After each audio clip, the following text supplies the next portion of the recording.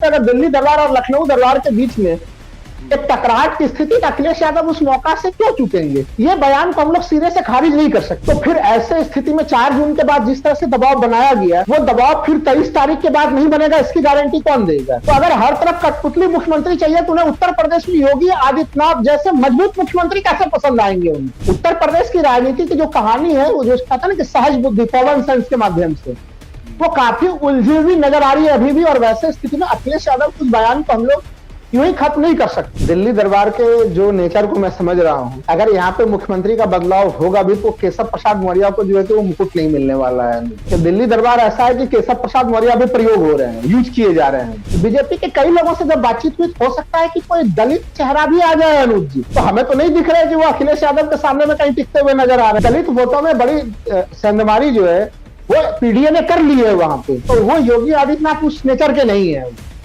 अगर इनके साथ कुछ भी किया जाएगा तो फिर वैसे स्थिति में इनके तरफ से प्रतिक्रिया भी होगी। नमस्कार दोस्तों, भारत एक सोच देख रहे हैं आप। दोस्तों, उत्तर प्रदेश की राजनीति में नई नई बातें निकलकर सामने आ रही है और इस बार एक का बयान दिया है अखिलेश यादव ने, जो कि चर्चा का विषय बन गया है। लोकसभा चुनाव आपको याद होगा दोस्तों, अरविंद केजरीवाल ने एक बयान दिया था, उसके बाद खूब चर्चा हुई थी और अब वही बात अखिलेश यादव उपचुनाव में करते हुए दिखाई दे रहे हैं। 9 सीटों पर जो उपचुनाव हो रहे हैं, अखिलेश यादव ने बयान दिया है कि महाराष्ट्र की राजनीति में जब महाराष्ट्र का जब चुनाव हो जाएगा, रिजल्ट आ जाएगा, उसके बाद उत्तर प्रदेश के सीएम का चेहरा बदल जाएगा। एक तरह से एक मैसेज देने की कोशिश की जा रही है अखिलेश यादव की तरफ से। इसमें कितनी सच्चाई है, कितने नहीं, इसका विश्लेषण करेंगे और हमारे साथ राहुल लाल जी है, राजनीतिक विश्लेषक है। राहुल जी, बहुत स्वागत है आपका। आपसे चर्चा को आगे बढ़ाएंगे, लेकिन जल्दी से मैं वो बयान पढ़ के बता देता हूं और दर्शकों को सुना देते हैं। अखिलेश यादव ने दावा किया है कि अधिकारी जानते हैं कि ये सरकार अब चलने वाली नहीं है, ये सरकार जाने वाली है। महाराष्ट्र का जो भी परिणाम आए, लेकिन उसके बाद उत्तर प्रदेश के मुख्यमंत्री की कुर्सी नहीं बचने वाली है। जब से इन्हें पता है कि ये चुनाव हारने वाले हैं, तब से अधिकारी के माध्यम से डरा धमका रहे हैं। वो छोटा सा बयान जरा सुन लीजिए, उसके बाद चर्चा को आगे बढ़ाएंगे। जब से सुप्रीम कोर्ट का ऑर्डर आया है, बहुत से अधिकारियों में सुधार अपने आप आ गया है और सुधार आना शुरू हो गया है। ऊपर से तो दिखाई देंगे आपके खिलाफ, लेकिन अंदर ही अंदर आपका भी साथ दे रहे हैं, अंदर ही अंदर साथ दे रहे हैं, क्योंकि वो ये जानते हैं ये सरकार अब चलने वाली नहीं है, ये सरकार जाने वाली है। और आप देख लेना, महाराष्ट्र का परिणाम जो भी आएगा, उत्तर प्रदेश के मुख्यमंत्री उसके बाद बचेंगे नहीं, उनकी कुर्सी नहीं बचने वाली। तो ये बयान दिया अखिलेश यादव ने और कह दिया है कि महाराष्ट्र का जैसी रिजल्ट आएगा, उत्तर प्रदेश का जो सीएम होगा उसका चेहरा बदल जाएगा, यानी कि भारतीय जनता पार्टी योगी आदित्यनाथ को हटा देगी, ऐसा ये कहने की कोशिश कर रहे हैं। अब इसके मायने क्या है और इसका कितना असर पड़ेगा, ये जानने और समझने की कोशिश हम राहुल जी से करेंगे। राहुल जी, इसको कैसे देखा जाए? एक बार फिर से देखिए, अरविंद केजरीवाल ने तो कह दिया था भाई अमित शाह जो है प्रधानमंत्री की कुर्सी पर उनकी नजर है, उत्तर प्रदेश में योगी आदित्यनाथ को हटा दिया जाएगा, बड़े बदलाव होंगे लोकसभा चुनाव में। उसके बाद उपचुनाव हो गए, राज्यों के चुनाव आ रहे हैं, हो रहे हैं। तो ऐसे में क्या लग रहा है, इन बातों में कुछ दम है या फिर एक पॉलिटिकल मैसेज देने की, माहौल बनाने की कोशिश है अखिलेश यादव की?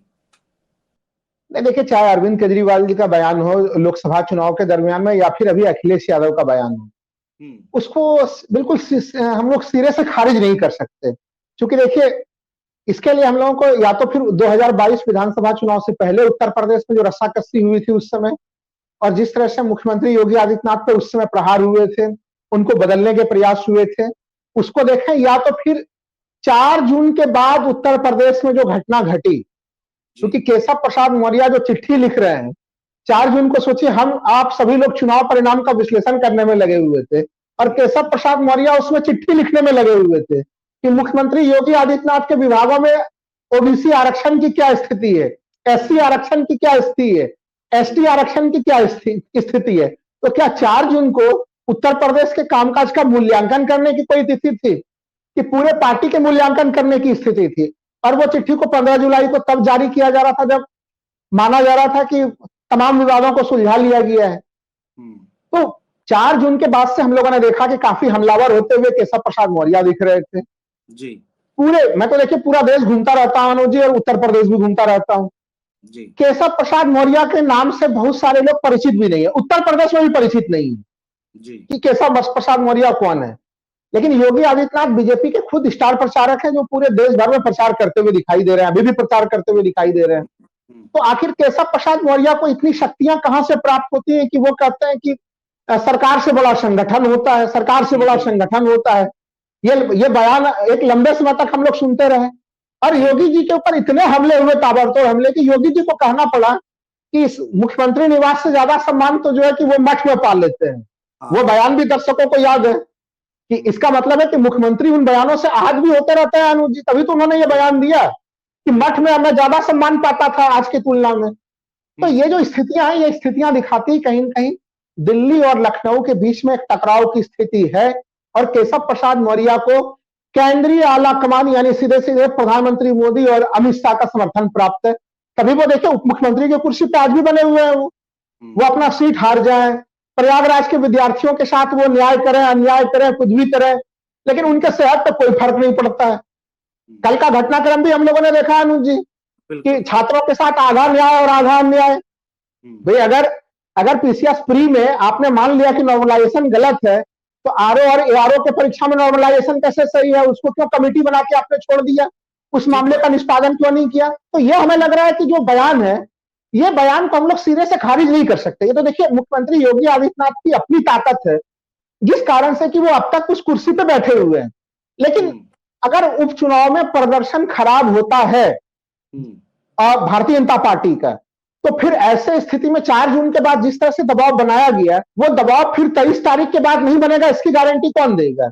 और हम लोग अगर एक लाइन और कह दूं, भारतीय जनता पार्टी का पैटर्न देखे केंद्रीय आलाकमान का, राजस्थान में वसुंधरा राजे सरीखे जो बड़ी नेता थी, उनको हटा के भजन लाल शर्मा को लाए। अभी भी अगर राजस्थान हम लोग जाते हैं तो वहां के अधिकांश लोग भजन लाल शर्मा के नाम से, चेहरे से परिचित नहीं है अभी भी, जबकि अब लगभग उनके मुख्यमंत्री बने हुए 1 साल हो गए हैं। और मैं डंके की चोट पर कहता हूं कि अगर राजस्थान में 25/25 जो है कि प्रदर्शन लोकसभा चुनाव में भारतीय जनता पार्टी नहीं कर पाई, वो भजन लाल शर्मा को लाने के कारण हुआ। मध्य प्रदेश में देखिए यादव जी को लेके आए, वहां पे बिल्कुल नए नए नवेले चेहरे को लेके आए। हर तरफ अगर हम लोग देखें भारतीय जनता पार्टी का प्रयास क्या होता है? कठपुतली मुख्यमंत्री। छत्तीसगढ़ में भी कठपुतली बना के मुख्यमंत्री बनाया गया कि वो मुख्यमंत्री अपने से निर्णय लेने में सक्षम नहीं है। तो अगर हर तरफ कठपुतली मुख्यमंत्री चाहिए, तो उन्हें उत्तर प्रदेश में योगी आदित्यनाथ जैसे मजबूत मुख्यमंत्री कैसे पसंद आएंगे उन्हें? बड़ी बात बोल रहे हैं आप, बिल्कुल। और ये देखा है हम लोगों ने, ये भारतीय जनता पार्टी का काम करने का स्टाइल है। जो दिल्ली दरबार है, वहां से ऐसे फैसले पास होते आए हैं, देश ने देखा है। तो इसमें दम समझा जाए कि दम है नहीं। इसलिए देखिए तमाम जो हम लोगों के पास जो आसपास जो घटनाएं घट रही हैं, उत्तर प्रदेश में जो घटना घटी लखनऊ और दिल्ली दरबार के बीच में, उससे पुष्टि होती है। अब तो बिल्कुल आमने सामने में खुल के चीजें आ गई, लखनऊ और दिल्ली दरबार की चीजें, वो अब किसी से छुपी हुई नहीं है। जो लड़ाई पर्दे के पीछे थी, वो 4 जून के बाद वो पर्दे के सामने में आ गई। और रिमोट कंट्रोल मुख्यमंत्री केंद्रीय आला कमान को अच्छा लगता है, उन्हें मजबूत क्षेत्रीय नेतृत्व उन्हें पसंद नहीं आता है। तो शिवराज सिंह चौहान जैसे मजबूत कद्दावर नेता को मध्य प्रदेश से आप हटा देते हैं। शिवराज सिंह चौहान तो बार बार कहते थे कि मैं दिल्ली नहीं जाना चाहता, मैं दिल्ली नहीं जाना चाहता। फिर भी वो दिल्ली आ गए वो, और यादव जी जो है कि वो वहां पे जो है कि मुख्यमंत्री बन गए। तो ये मजबूत क्षेत्रीय नेतृत्व उन्हें नहीं चाहिए, और नहीं चाहिए तो फिर वैसे स्थिति में ये योगी आदित्यनाथ को पसंद क्यों करेंगे? वो कोई कारण तो हो कि योगी आदित्यनाथ कोई अपवाद बनेंगे। और हम लोग जानते हैं कि देखिए उत्तर प्रदेश में जो व्यक्ति लंबे समय तक मुख्यमंत्री होता है, वो ऑटोमेटिक प्रधानमंत्री पद का सबसे बड़ा दावेदार होता है अनुज जी। जी जी जी जी बिल्कुल। तो अब लेकिन मैं आपसे एक चीज समझना चाह रहा था राहुल जी, कि क्या इस बयान को देने के बाद अखिलेश यादव को कोई पॉलिटिकल माइलेज मिलता दिखाई देगा क्या, या फिर इसके पीछे क्या रणनीति है? ये रवानगी में दे दिया गया बयान है। हालांकि राजनीति में ऐसा होता नहीं है, जो भी बयान देते हैं उसके पीछे एक बड़ा मकसद होता है। तो क्या वो मकसद पूरा हो रहा है अखिलेश यादव का? नहीं देखिए, एक तरह से मकसद तो बिल्कुल पूरा हो ही रहा है। अगर भारतीय जनता पार्टी के भीतर किसी प्रकार की कोई भी दरार की स्थिति होती है, तो वो उस दरार का लाभ तो जो है कि वो विपक्ष जरूर उठाने का प्रयास करेगा। और अखिलेश यादव हमेशा जो है कि वो, आप देखिए अगर 2022 के चुनाव से लंबे समय से अगर हम लोग देखें, तो वो कोई उनका कोई बयान हम लोग ऐसे नहीं कर सकते कि कोई बयान उनका निरर्थक किस्म का बयान है। यानी वो काफी अब नाप तोल के मंझे हुए राजनीति वाला पूरा व्यवहार हो रहा है। और यही कारण है अनुज जी कि उन्होंने अपने पिताजी का रिकॉर्ड तोड़ा। भाई 5 लोकसभा सीटों से 37 लोकसभा सीटों की यात्रा तय की है उन्होंने। ठीक बात। तो वो उनका कैलकुलेशन, उनका सब कुछ वो कैलकुलेटेड वे में चलते हैं। अब जैसे मैं उदाहरण दे रहा हूं, तो बीजेपी में अगर ये रिफ्ट है, उस रिफ्ट का लाभ लेने का प्रयास करेंगे। अभी जैसे अब फूलपुर विधानसभा सीट पे हम लोग देख रहे हैं कि समाजवादी पार्टी की विधायक है, वो बीजेपी का प्रचार कर रही है। तो अगर इस प्रकार की घटना हो रही है तो बीजेपी तो लाभ लेगी ना उसका। तो उसी तरह से यहाँ पे अगर दिल्ली दरबार और लखनऊ दरबार के बीच में एक टकराहट की स्थिति, अखिलेश यादव उस मौका से क्यों चुकेंगे? वो तो कहते हैं कि 100 से ज्यादा विधायक आइए, हम ही समर्थन दे देंगे आप। उन्होंने कई बार मजा लिया है उन्होंने कि 100 से ज्यादा विधायक, अभी हाल ही विधायक हमारे संपर्क में है, ऑफर अंदर ही अंदर ऑन है। ऑफर उनका ऑन ही है। तो वो बोलते हैं 100 विधायक जमा हुई है, हम समर्थन देने के लिए तैयार बैठे हुए हैं। तो ये उत्तर प्रदेश में जो पूरी ये जो बीजेपी के बीच में जो खींचातानी चल रही है, उसका वो भरपूर लाभ उठाते हैं। अब फूलपुर को लेके जहां पे अभी भी लोग सवाल खड़े कर रहे हैं कि जिस तरह से मेहनत योगी आदित्यनाथ को जहां जिन सीटों का प्रभार दिया गया और वो वहां पे जिस तरह से कठोर मेहनत करते हुए दिखाई दे रहे हैं, पाठक जी उसी तरह से मेहनत करते हुए हम लोग को दिखाई नहीं दे रहे हैं। उसी तरह से केशव प्रसाद मौर्य मेहनत करते हुए दिखाई नहीं दे रहे हैं।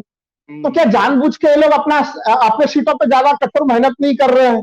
और अगर उनको जिन सीटों की जिम्मेदारी दी गई है अनुज जी, अगर वहां हार भी जाएंगे तो क्या उनको डर नहीं है कि केंद्रीय आलाकमान उनको डांट लगाएगा?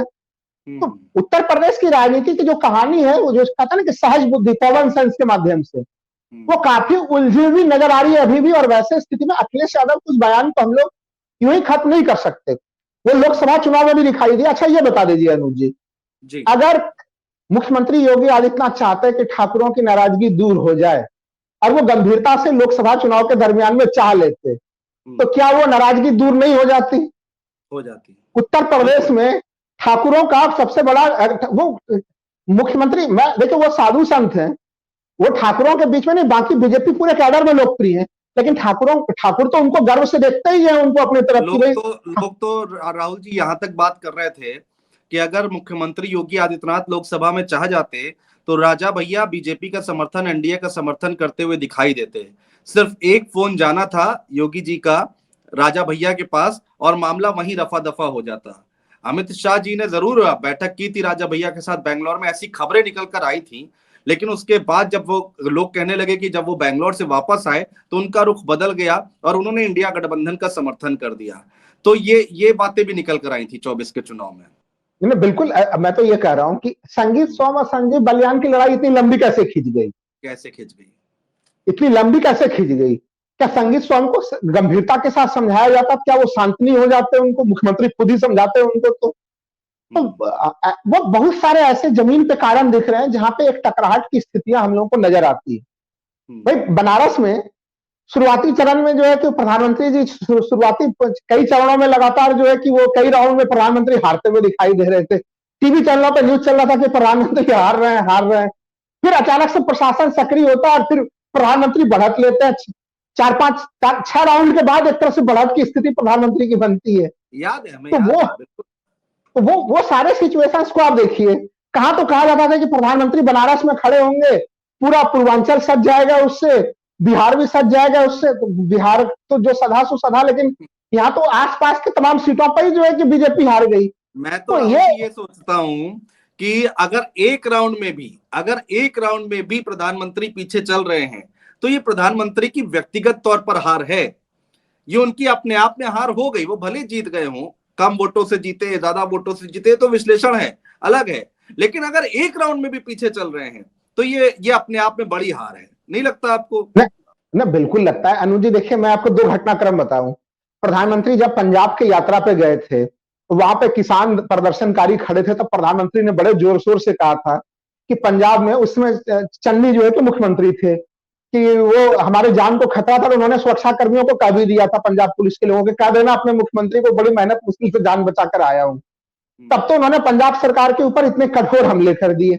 बनारस में उनके चुनाव प्रचार के दरमियान में बीजेपी नेताओं के अनुसार कोई संदिग्ध वस्तु फेंकी गई, जो हम लोगों को टीवी पे लाइव स्क्रीन पे चप्पल जैसी चीज हम लोगों को दिखाई दी।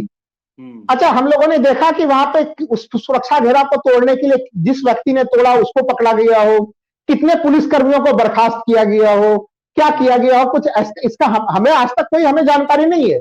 प्रधानमंत्री के गाड़ी पे सुरक्षा को तोड़ते हुए किसी ने कोई भी संदिग्ध वस्तु अगर फेंक दी तो वो सुरक्षा घेरा टूटा और उस पर प्रधानमंत्री ने कोई आपत्ति प्रकट नहीं की। पंजाब में बड़ी लंबी चौड़ी आपत्तियां प्रकट की थी। तो आप, जबकि मुझे याद है कि बनारस वो जगह था 2014-2019 में भी मैं बनारस गया था लोकसभा चुनाव के दरमियान में, कि अगर आप विपक्षी समूह के हैं तो आपके लिए आपको बनारस की जनता सुनने के लिए तैयार नहीं है। आप अगर विरोध में बोल रहे हैं, सरकार प्रधानमंत्री के विरोध में बोल रहे हैं, तो आपके विरुद्ध सामान्य जनता ही हुट आउट करके आपको जो है कि वहां से बाहर कर दे रही।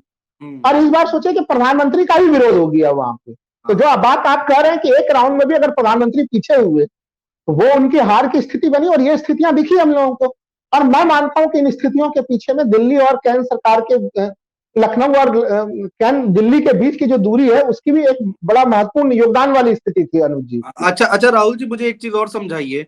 देखिए, अखिलेश यादव पीडीए को लेकर आगे चल रहे हैं, 37 सीटें जीत ली हैं और कांग्रेस को भी संजीवनी दे दी, उनके भी सांसद जीत गए, प्रत्याशी जीत गए। और पीडीए का नारा क्या वाकई इतना हिट हो गया है कि बीजेपी क्या मजबूर हो सकती है कोई ओबीसी मुख्यमंत्री बनाने के लिए? क्या केशव मौर्य, जैसा कि हम सब जानते हैं कि दिल्ली से और उनकी नजदीकियां कितनी अच्छी हैं, अमित शाह से उनके संबंध अच्छे हैं, दिल्ली में तमाम नेताओं से उनके संबंध अच्छे हैं, तो क्या केशव मौर्य इस बार अपनी जो चीजें हैं जो वो कोशिश कर रहे हैं उसमें कामयाब हो सकते हैं क्या?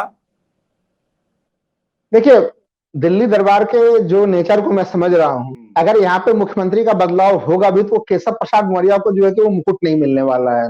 अच्छा, हाँ, वो देखिए दिल्ली दरबार ऐसा है कि केशव प्रसाद मौर्य अभी प्रयोग हो रहे हैं, यूज किए जा रहे हैं। उनके माध्यम से योगी आदित्यनाथ के ऊपर खूब हमले वगैरह किए जा रहे हैं। लेकिन क्या अंत तक फिर अगर योगी आदित्यनाथ को हटाया जाएगा और ओबीसी के नाम पे क्या केशव प्रसाद मौर्य को ही बनाया जाएगा, तो इसकी संभावना मुझे कम दिखती है, क्योंकि ओबीसी के कई दूसरे बड़े नेता हैं जिसको प्रधानमंत्री बड़ा अटूट सम्मान देते हैं। उन लोगों को पुराने नेता हैं बीजेपी में, ऐसे कई लोग हैं। तो फिर अगर जब मुख्यमंत्री बनने की बारी आएगी तो फिर, और देखिए केशव प्रसाद मौर्य अगर इस समय योगी आदित्यनाथ के ऊपर काफी ज्यादा जो है कि हमलावर रहेंगे, तो ये जो केंद्रीय आला कमान है उनको इतना हमलावर और इतना आक्रामक व्यक्तित्व नहीं चाहिए। उन्हें चाहिए बिल्कुल शांत, जो कभी कोई टिप्पणी ना करे, कभी कुछ ना बोले। 2014 के विधानसभा चुनाव से पहले क्या हम लोगों ने खट्टर साहब का नाम कभी सुना था अनुज जी? बिल्कुल।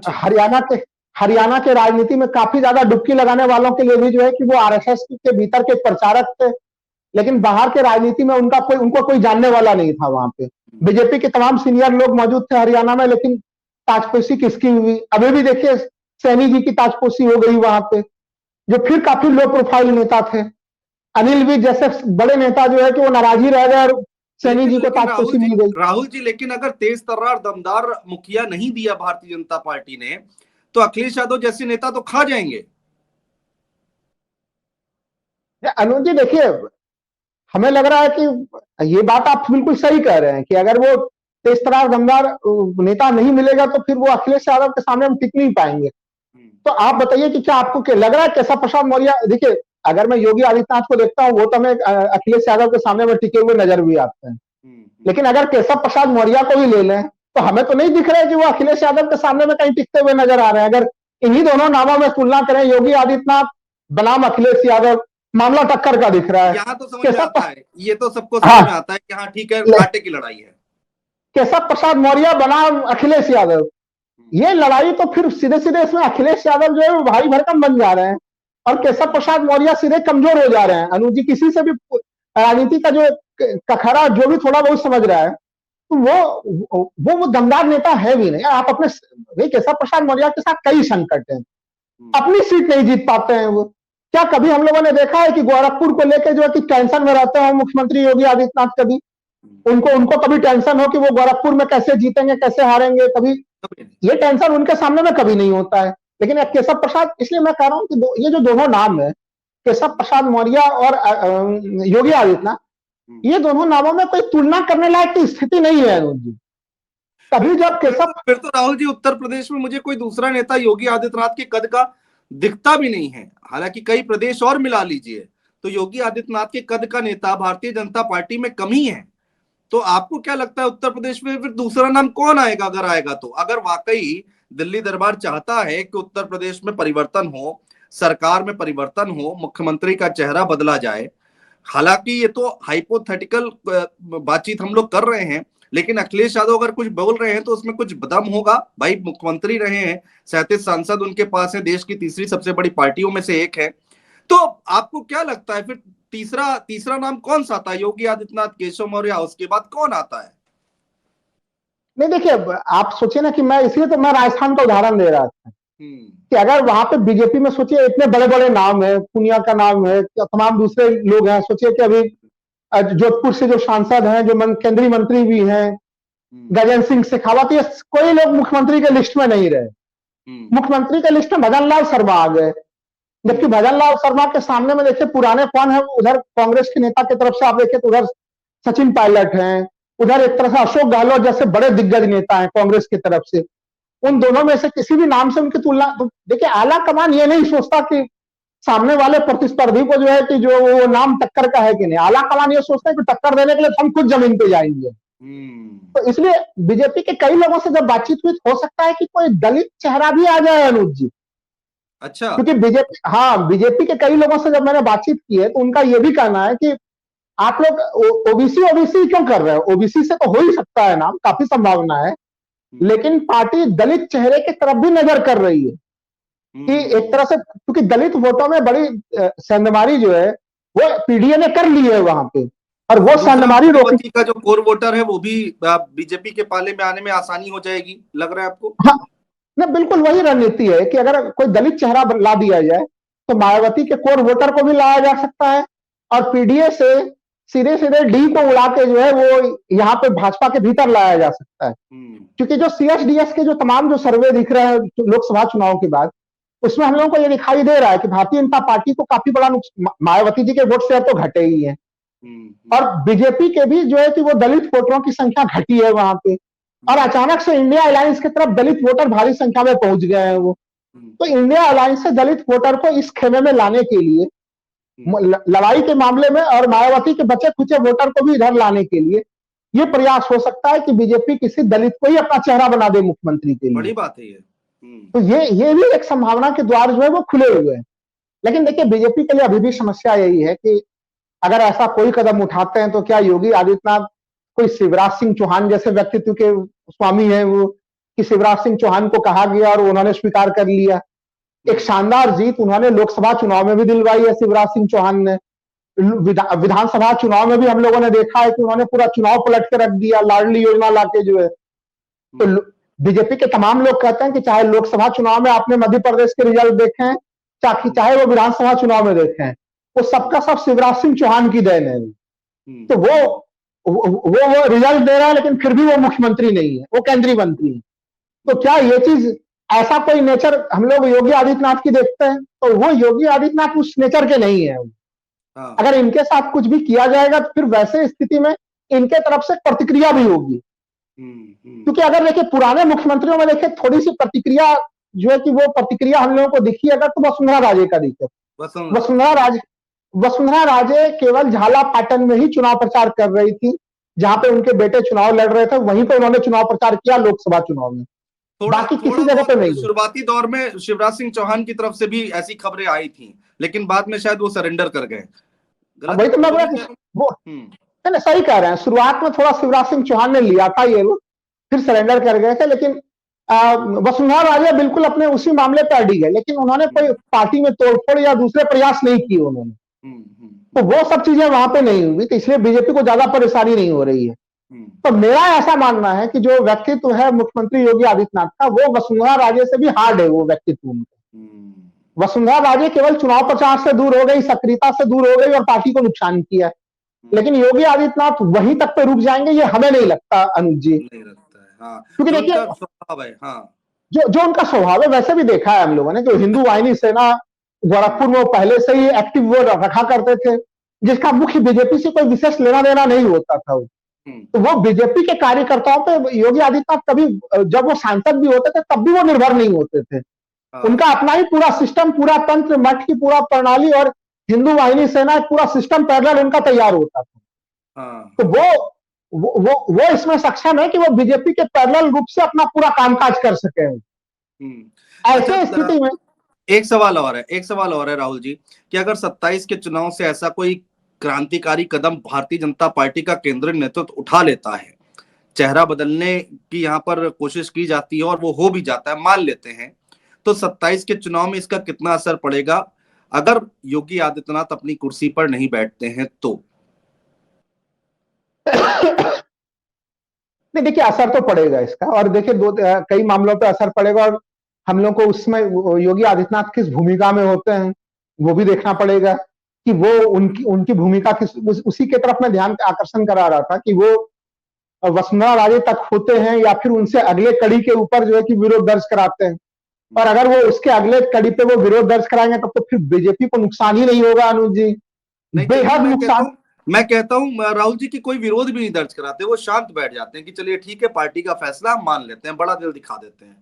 उस पर क्या प्रदेश की जनता का रुख कैसा हो सकता है? मतलब आज की मौजूदा स्थिति को अगर हम देखते हैं तो, क्योंकि मुख्यमंत्री योगी आदित्यनाथ की फैन फॉलोइंग है, ऐसा नहीं है कि उनकी फैन फॉलोइंग नहीं है, और उन्हीं के दम पर चुनाव जीतते आए हैं। और वो बात अलग है कि ग्राफ गिरता आया है, हमने देखा है 17 के बाद 19 में क्या हुआ, 19 के बाद 22 में क्या हुआ, वोट गिरे हैं, कम हुए, और 24 में तो खैर धराशायी हो गई। लेकिन फिर भी अगर व्यक्तिगत तौर पर देखा जाए, योगी आदित्यनाथ की फैन फॉलोइंग है और वो शांत बैठ जाते हैं, तो फिर क्या लगता है आपको? नहीं, हमें लग रहा है कि फिर वो लोकसभा चुनाव 2024 से ज्यादा नुकसानदायक स्थिति में होगा, क्योंकि लोकसभा चुनाव में हम लोगों को मैं अनुज जी कह सकता हूं कि डंके के चोट पे प्रथम चरण के चुनाव से ही ये चीजें दिखने लगी थी, पश्चिमी यूपी से ही, कि जो भारतीय जनता पार्टी का जो कैडर वोटर है उसमें एनर्जी नहीं है। वो वोट डालने के लिए जिस तरह से वो वोट मतदान केंद्रों पे जाता था, वो उत्साहित होकर सुबह सुबह से ही, और बाकियों को भी लेके जाता था कार्यकर्ता उनका, वो चीज कहीं न कहीं हम लोगों को प्रथम चरण से ही मिसिंग में दिखा। बहुत सारे लोग कहते हैं ना कि तीसरे, चौथे, पांचवें, छठे उसमें फिर वो वृद्धि हो गई, लेकिन प्रथम चरण से ही एक शांति की स्थिति थी, एक सुसुप्तावस्था की स्थिति थी प्रथम चरण से ही। तो फिर हमें लग रहा है कि ये जो चीजें हम लोगों ने लोकसभा चुनाव में देखी है, क्योंकि उत्तर प्रदेश में अभी भी जो बीजेपी का कैडर है, मैं आपको एक चीज डंके के चोट पे कह सकता हूं उत्तर प्रदेश में, कि अगर हम लोग उत्तर प्रदेश में सर्वे करने के लिए निकल जाए बीजेपी समर्थक लोगों के बीच में कि आप योगी आदित्यनाथ को ज्यादा पसंद करते हैं या फिर मोदी जी और अमित शाह को, तो यहाँ पे योगी आदित्यनाथ की लोकप्रियता का ग्राफ इन दोनों नेताओं के तुलना में काफी ऊपर है बीजेपी के भीतर।